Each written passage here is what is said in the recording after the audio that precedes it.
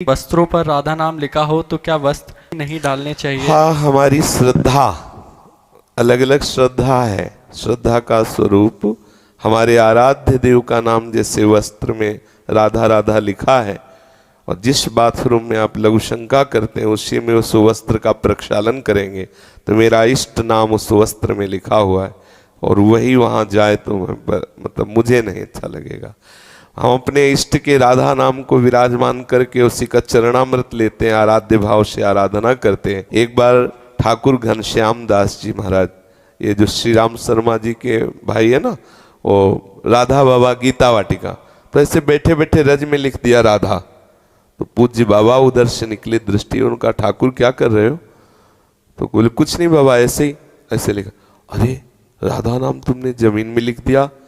एक कण भी रज का जो राधा नाम से युक्त हो गया है, अगर उसमें पैर लगेगा तो उपासक की दशा क्या होगी।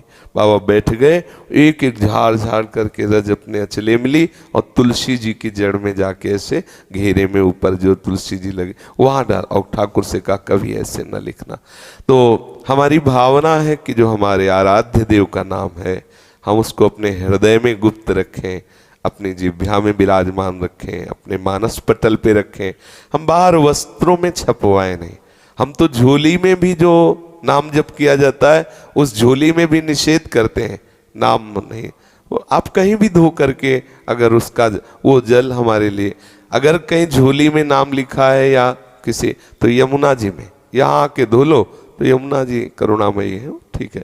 लेकिन बाहर अपने बाथरूम में राधा नाम अंकित वस्त्र, राधा नाम अंकित झोली आदि ना धोए, ऐसी हमारी धारणा है। क्योंकि हमारे आराध्य देव का नाम आराध्य देव से भी बढ़ करके है। हमारे अलग अलग उपासकों को होता ना, तो हमारे हृदय में ऐसी धारणा है, गुरु प्रताप से हमारे हृदय में ऐसा कि जो राधा नाम सिंहासन में विराजमान है, वो राधा नाम जहाँ भी लिखा होगा वो हमारा आराध्य स्थल होगा, हमारी ग्रीवा वहाँ झुकी होगी।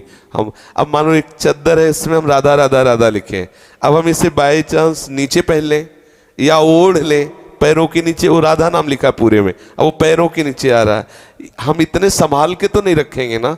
जब उसे वस्त्र रूप में प्रयोग करेंगे, मान लो राधा राधा राधा चद्दर लिखा है, तो हम उसे ऐसा नहीं कि ओढ़ा और सम्मान से आसन पर रखा, और जब धोने को हुआ तो वृंदावन आए यमुना जी में धोया क्योंकि राधा नाम अंकित। अगर ऐसा हो तो कोई निषेध नहीं।